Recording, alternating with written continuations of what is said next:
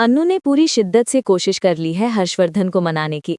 Serial तुमसे तुम तक के आने वाले अपकमिंग ट्रैक में अब बहुत बड़ा हाई वोल्टेज ड्रामा देखने को मिलने वाला है।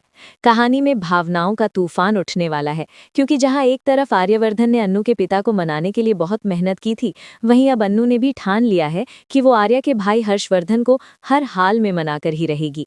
दरअसल अन्नू अच्छी तरह जानती है कि अगर हर्षवर्धन मान गया तो आर्या और उसके रिश्ते को एक नई मंजिल मिल सकती है। इसी उम्मीद के साथ वो हर्षवर्धन के केबिन में पहुंचती है, लेकिन जैसे ही हर्षवर्धन उसे वहां देखता है वो बेहद नाराज हो जाता है। वो अन्नू की एक भी बात सुनने के लिए तैयार नहीं होता और साफ शब्दों में उसे वहां से जाने के लिए कह देता है। हर्षवर्धन का ये रवैया देखकर अन्नू को बहुत दुख होता है, लेकिन वो हार नहीं मानती। वो चुपचाप उसके केबिन के बाहर खड़ी हो जाती है। अन्नू ये ठान लेती है कि जब तक हर्षवर्धन उसकी बात नहीं सुन लेगा तब तक वो वहां से नहीं जाएगी। समय बीतता जाता है और अन्नू वहीं खड़ी रहती है। कुछ देर बाद झेंडी ये बात आर्यवर्धन को बताता है कि अन्नू हर्षवर्धन के केबिन के बाहर काफी देर से खड़ी है। ये सुनते ही आर्य घबरा जाता है। उसे चिंता होने लगती है कि कहीं अन्नू की तबीयत खराब न हो जाए। वो तुरंत वहां पहुंचता है और अन्नू से कहता है कि उसे ये सब करने की कोई जरूरत नहीं है, वो खुद हर्षवर्धन से बात कर लेगा। लेकिन अन्नू आर्य की बात नहीं मानती। वो उसका हाथ पकड़कर उसे रोक लेती है और बहुत शांत लेकिन दृढ़ आवाज में कहती है कि उसने ये जिम्मेदारी खुद ली है, इसलिए इसे वो खुद ही पूरा करेगी। अन्नू साफ कह देती है कि वो किसी भी हाल में पीछे नहीं हटेगी और वो खुद ही हर्षवर्धन को मनाकर रहेगी। अन्नू की जिद और उसके प्यार की गहराई साफ नजर आती है। वो बिना थके वहीं खड़ी रहती है। धीरे धीरे समय गुजरता जाता है और लगातार खड़े रहने की वजह से अन्नू की तबीयत बिगड़ने लगती है। उसे चक्कर आने लगते हैं, लेकिन फिर भी वो अपनी जगह से नहीं हटती। आखिरकार उसकी हालत इतनी खराब हो जाती है कि वो वहीं बेहोश होकर गिर जाती है। उसी समय हर्षवर्धन अपने केबिन से बाहर निकलता है और अन्नू को उस हालत में देखकर घबरा जाता है। वो तुरंत उसके पास दौड़कर जाता है और उसे उठाने की कोशिश करता है। आर्यवर्धन भी वहां पहुंच जाता है और हर्षवर्धन को बताता है कि अन्नू काफी देर से उसे मनाने के लिए बाहर खड़ी थी। ये सुनते ही हर्षवर्धन के चेहरे का रंग उड़ जाता है। उसे अपनी गलती का एहसास होने लगता है।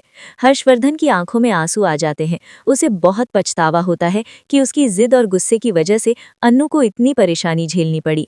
उसे ये भी महसूस होता है कि अन्नू का प्यार सच्चा है और वो सच में आर्य के लिए कुछ भी कर सकती है। इसी एहसास के साथ हर्षवर्धन आखिरकार अपना फैसला बदल देता है। वो आर्य और अन्नू को अपने पास बुलाता है और भावुक होकर दोनों का हाथ एक दूसरे के हाथ में रख देता है। ये पल दोनों के लिए बेहद खास और भावनात्मक होता है। लेकिन ये सब दूर खड़ी मीरा भी देख रही होती है। मीरा के चेहरे पर गुस्सा और जलन साफ नजर आती है। वो मन ही मन सोचती है कि उसने कितनी कोशिशें की थीं। उसने अन्नू को भड़काने की कोशिश की, हर्षवर्धन को भी अपने पक्ष में करने की कोशिश की और मानसी को भी समझाया, लेकिन उसके सारे प्लान बेकार चले गए। मीरा को अब समझ आ जाता है कि आर्या और अन्नू का रिश्ता अब बहुत मजबूत हो चुका है और इसे तोड़ना आसान नहीं होगा। हालांकि कहानी में अभी भी एक बड़ी रुकावट बाकी है और वो है मोहल्ले वाले। मोहल्ले के लोग अभी भी इस रिश्ते को स्वीकार करने के लिए तैयार नहीं है। वे अब भी पुराने विचारों में उलझे हुए हैं और उन्हें लगता है कि ये रिश्ता सही नहीं है। लेकिन अब अन्नू खुद आगे आने वाली है। वो मोहल्ले वालों के सामने खड़ी होकर उन्हें समझाने की कोशिश करेंगी कि जिंदगी में सबसे जरूरी चीज इंसान की खुशी और सच्चा प्यार होता है।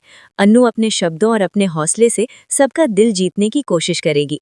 आने वाले ट्रैक में ये देखना दिलचस्प होगा कि क्या मोहल्ले वाले उसकी बात समझ पाएंगे या नहीं।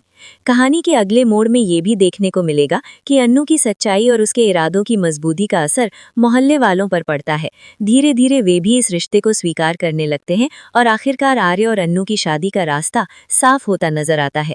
अब देखना ये होगा कि क्या सच में सब कुछ ठीक हो जाएगा या कहानी में कोई नया ट्विस्ट आएगा।